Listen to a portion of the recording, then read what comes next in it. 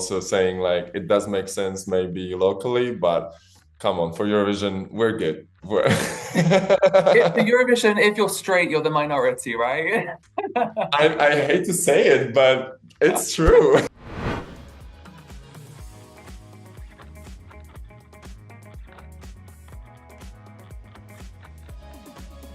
Hello, my name is Jack, and welcome to Flying the Flag, your favorite new Eurovision chat show where we're talking to all the entries from this year. And today, it's not a goodbye, but a kiss, kiss, hello, because we are with Adonis. Hello, how are you? Hello, hello. No goodbyes to you today.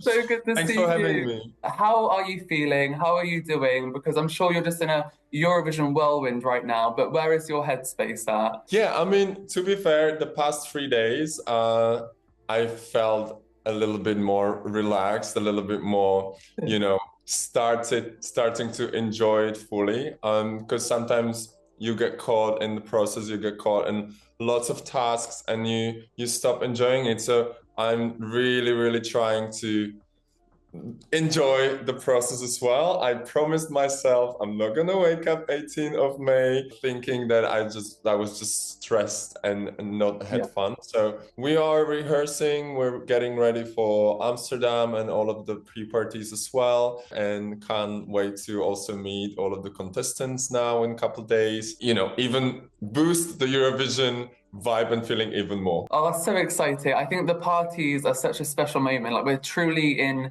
Eurovision season now. The fans are so excited, and we're finally getting to know you all and meet all the entries as well. What are you most excited about, really, for the parties? And is there anyone that you're most excited to meet as well? It's gonna be for me also the first time hearing all of the songs or Yeah. majority of the songs live. And I feel like we do have a lot of songs this year with the potential being even stronger and come alive while being performed live. So I'm really excited about figuring this out and finding out like, okay, what are you giving me? What kind of energy are you giving me on stage? From what I heard, it does feel like a music camp a little bit on these pre-parties where you're all getting ready, you're all maybe sharing backstage and the feeling and the journey together. So I'm definitely looking for that one too, and just chit-chatting with everyone and seeing their perspective and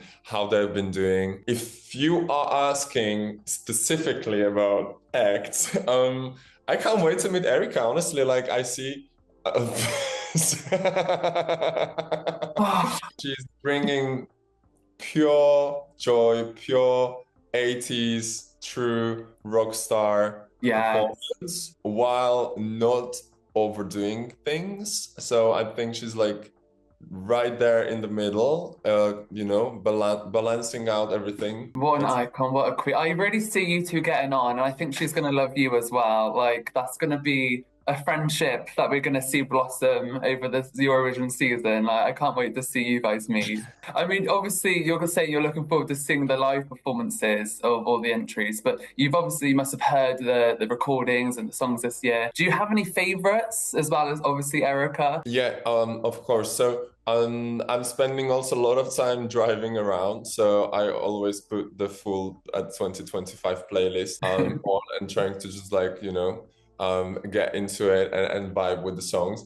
And I think like day by day, different songs are growing on me. Um, I'm actually waking up singing different song or having a different song. So uh, I'm gonna give you a very political answer in this. Yeah, of course. But yeah, so which one did I wake up to this morning? Oh yeah, it was Chanel. Sorry. Oh, You wow. you know why? I realized why. It was Chanel because I saw the little clip Chanel with Melody. I think yesterday, Yes, I'm just vibing to Queens. Melody's song, and somehow my brain decided to play me a slow-mo this morning. So I love this. Do you know, I would recommend anyone, not just Eurovision fans, but I think everybody should start their day waking up to a Eurovision song, especially Chanel. can't imagine better morning, honestly. That's like the best way to wake up. Now, of course, even if she's not for a song from this year, there are so many amazing singers from this year, including yourself. What's on the top of your kind of checklist of things you just want to do or achieve? If this is not just the experience of the next 6 weeks, but I managed to prolong this and I managed to come up with not just friendships, but maybe some professional outcome later on in terms of collaborations, in terms of, overseeing some other artists at festivals, etc., etc. As you mentioned, we do have 37, I'm gonna include myself, 37, I was about to say 36, 37 amazing artists that I definitely see an opportunity working with in the future. And I think that's why we're here for as well. Like, this is such an incredible and unique platform. Oh, I love it. It's such an exciting thing to be a part of. And like you said, you're part of the Eurovision world forever now. And that's going to bring so many opportunities and fans and just so much love. There's so much love in this fandom. I think that's the most magical thing about it all, really. And we need to get onto the song itself. It's such a mover. Like, there has so many emotions in it, but also I love how you've described this song in the past. I've seen that you've called it cheeky, cinematic, room for dancing, all this stuff. Could you maybe give us a little teaser on what we can expect on stage? Because I know you can't give away much, but what's the vibe you're hoping to give us? I would say this cinematic element is definitely with me from the start. Like, ever since I was studying and writing, first, obviously, creating emotion is the most crucial bit for us. It's also something that people were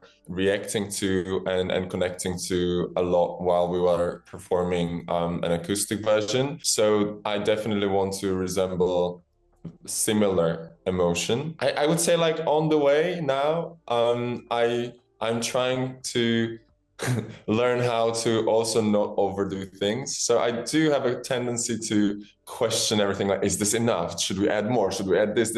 And then it really can go away from the root and from the emotion. I will have some solo time on stage for sure as well. I will be joined by dancers as well. Everything will obviously be gradually built up. We're working with Matthias Vorda on the staging, who's done Czechia staging for the past 4 years, if I'm not wrong, and always delivered a great outcome. So I am trusting him fully. I'm honestly very excited every time I'm in rehearsal. I feel like, okay, cool, this is good. The moment I'm enjoying it, I feel like the rest of the people can enjoy it or can access it. And that's such a good sign that you're enjoying it, because that really is the most important thing. You've got that background. Not only are you an amazing singer, but you obviously have experience in dancing and modeling as well. So I feel like it's exciting for us as fans to have all those experiences that you have, that we know you're going to put all together into this moment. Is there anything you'd really want to convey in terms of aesthetics or in looks of what you might be wearing or presenting on stage? Well, thank you for trusting in me this much.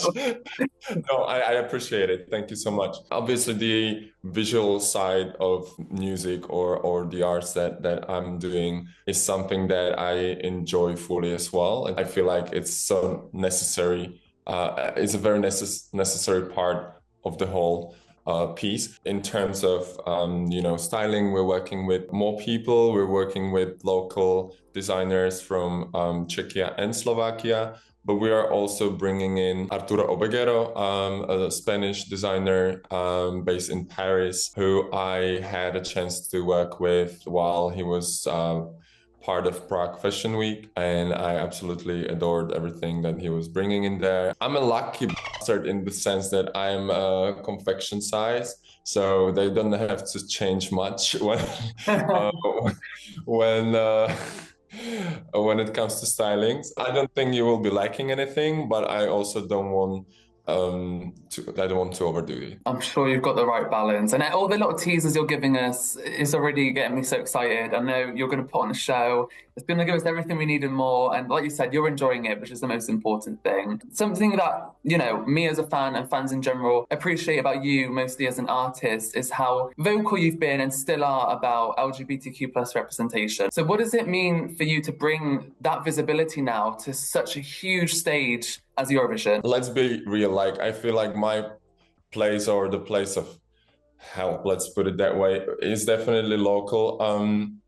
I mentioned it in a couple of interviews. I don't think growing up in Czech and Slovakia, there were many role models or many people in media or show business that I could connect to or relate to. Even in terms of, you know, talent shows like Pop Idol, I don't think there was ever in here a winner that was publicly out and proud and queer. I don't want this to sound like I was put into that position, but since there was no one else locally, it ultimately allows people to see into your private life a little bit as well. Or obviously you're the curator of how much you want them to see. But it was definitely crucial for me to start normalizing queerness and the topic in general. I had experience with media even after the Pop Idol approaching me and portraying or leading the interview the way like it was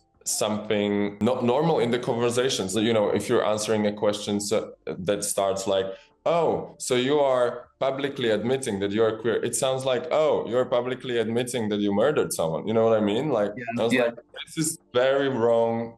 Or the way you're asking and the rhetoric of this is very wrong. Like, come on, like, ask me about my boyfriend, ask me about my things directly, but don't put the topic on the pedestal, because that moment you're not normalizing it. You're actually making it something different and not normal. So this was something that I was very triggered, and I am triggered until today when the interviews or the media are not choosing the right rhetoric, or when I see like this is not helping, this is doing the opposite. I do believe we live in an era where we do have a lot of queer role models and idols out there, especially in Europe. I think this definitely changed from when I was growing up, and I'm so happy for, you know, younger generations, and I'm so happy that they can have, you know, again, posters of Troye Sivan, they can have you know, series like Heartstopper, and I do know a lot of young teenagers having relationships while being on the, you know, high school, which was not the case. Obviously, I'm like jealous of that a little bit, but in a good way. So I'm super happy for them. This is pretty much it. I just wanted to like explain how I perceive this, let's say, queer ambassadorship in here. You mentioned names like Troye Sivan, and it's really lovely to see that you're part of that representation now, even if you might not have signed up for this. A lot of queer artists don't. It's just who they are. But just you being authentic and you being yourself is enough. Trust me, you're in a safe space here with us. We celebrate and love queerness. And same with Eurovision. That's why I don't think I need to be in a position of a queer ambassador for Eurovision. Not at all. Like, we have so many divas, and this is such an inclusive space. Eurovision, if you're straight, you're the minority, right? I hate to say it, but it's true. That's why we love it. That's why we love it. So we're going to do our final round, okay, Adonis? This is our Eurofan question round. So I've got 4 fire-round questions for you, and it's just to see who you are as a Eurovision fan. So are you ready for this? I'm scared. No, I'm not ready. Too late. You're going to do it. The first one, what is your favorite Eurovision act from previous years? Bambi Thug, Davis. I have to agree. They're amazing. Absolutely love Bambi. Good answer. Now, if you could duet with any past Eurovision artist, who would it be? One? Can I choose only one? Yes, I'm going to be cruel. Only one. Yes. I love this. I see that. Now, who is your favorite act from Czechia in previous years? That's a difficult one. I will go with Vesna just because that's the song that I've listened to the most. Okay, and my final one for you. If not you, of course, who would be your favorite contestant to win this year? Okay, I'll give it to Erika. Give it to I Erika. knew you were going to say Erika. Yes, of course. I mean, yeah, no filter.